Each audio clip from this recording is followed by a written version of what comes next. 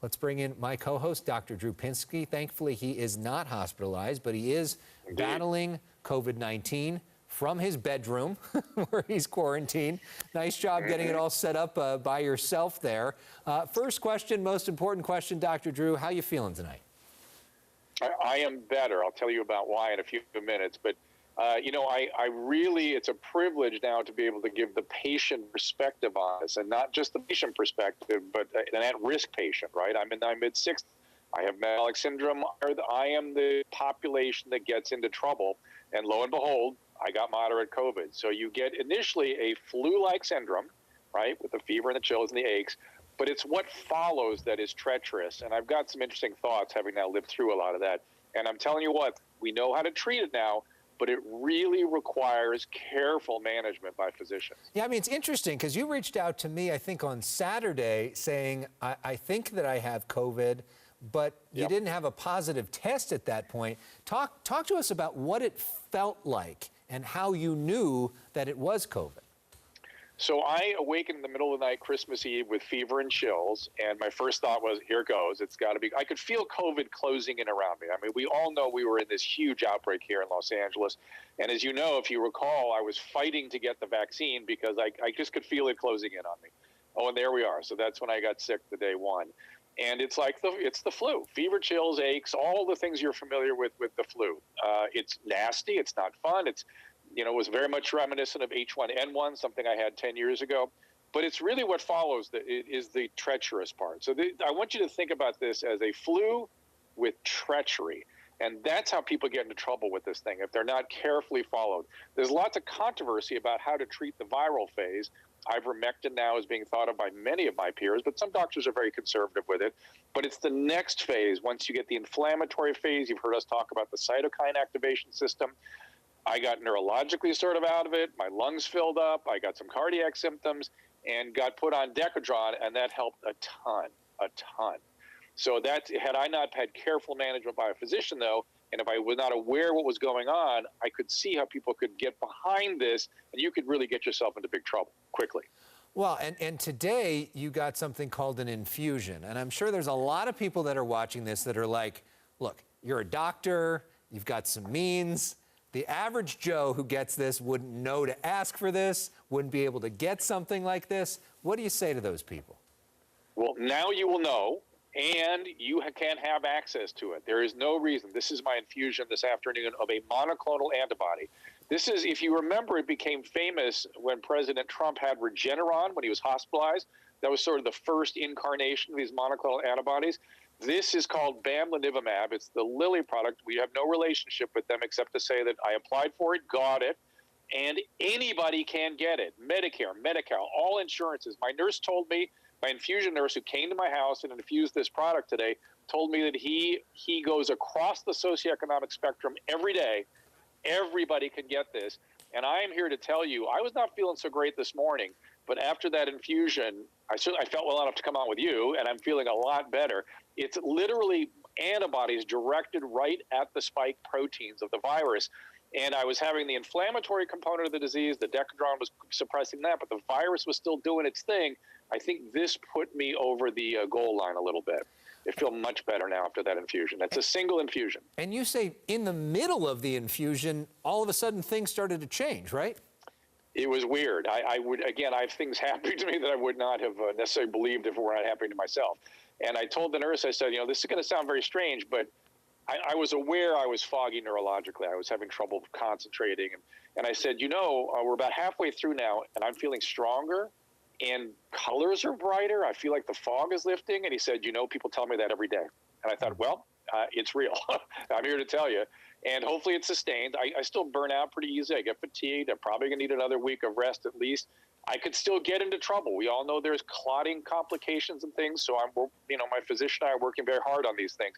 But the message I want to give you guys is that it's the flu syndrome is the flu syndrome. And a lot of young people just get the flu piece. Don't kid yourself if you're older or at risk, because we're the guys that get the inflammatory part. That's when the lungs fill up. That's when the heart gets involved. That's the stuff that can really cause treachery.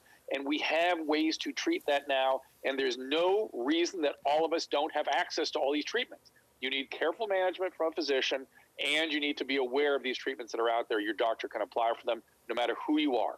Of course, it's been such a struggle for a lot of people to get medical care because the system has been so overrun recently. Dr. Drew, you are trending on... But Alex, let me just say, don't rely on the emergency room. That's not how we do medicine. Find a primary care doctor. They're out there. Use Heal. Use whatever. Get some ways of accessing primary care, and then work with that doctor to see you across these illnesses. You know, you are trending online tonight. You are actually one of the top trending topics on Twitter.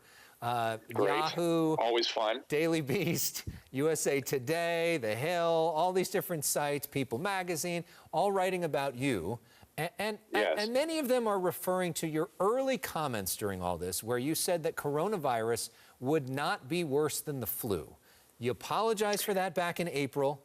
But what do you say to some of the critics tonight who are saying your language back then really hurt people and helped create some of this situation now? I certainly hope not. We all learned. Many of us were inaccurate in terms of our assessment of the virus at the time. I apologize for the inaccuracies that I had, and I continue to learn today. I learned something new today. This is how medicine is done. It's an evolving practice. At first, we thought masks were a bad idea. Now masks are a good idea. This is a moving target, and we're all trying to do the best we can. And I learn every day about this thing, and we'll continue to learn about it.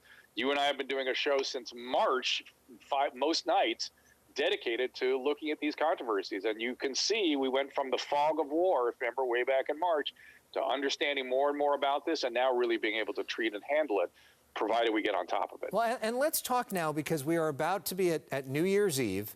This is a time when usually people go and gather with crowds. And I'm wondering what your advice to people, now that you've been through this, now that you've experienced this, to people that may be considering getting together with family members, eating dinner in a group that they are not usually with, maybe singing or celebrating or hugging or kissing, other things that you associate with New Year's Eve.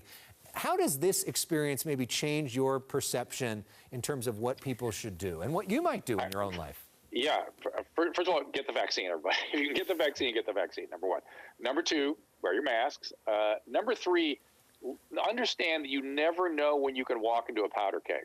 You just don't know. You can be perfect, and all of a sudden you walk into an outbreak. And that's essentially what happened to me. And you have to really be careful. You have to be super hyper vigilant. We're in a major before I left, when you and I were commenting on how Los Angeles was ground zero. It become the major hotspot in the country. And so we have to be more diligent than most areas in the country. And don't, again, the main thing, if you're a young person who've seen your peers get mild illness, yes, that happens. But if you transmit it to folks like me that are in the risk categories that get the complications, it's a much more complicated phenomenon, and people have to be carefully managed, and we get into trouble easily. It's not the flu, it's the treachery that follows. And that's what I've learned as a patient with this illness. And just real quickly, that treachery, can you describe what that treachery feels like? For me, yeah.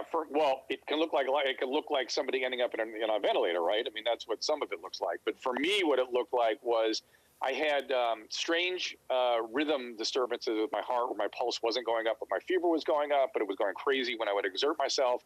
My lungs felt hyperexpanded and full. My sinuses were full. I was very foggy cognitively. I was very out of it, very weird, and I knew I was getting in trouble. And I was communicating with my physician throughout, and I thought this is where Decadron is necessary. He completely agreed, and I had a marked and immediate improvement with the Decadron, but then sort of stalled, and was sort of the same for a couple of days, and then this infusion made me more like you see me now. I would have had trouble. Yesterday, I don't think I could have done this. Yesterday, I would have had trouble getting out of bed, although my pulmonary complaints and all the cardiac stuff and the mental fogginess was better. It was not as good as it is tonight. All right. Well, we are glad that you are starting to feel better. We are all rooting for you, and best to you and your family, Dr. Drew. Thank you for holding things down, and Happy New Year. All right.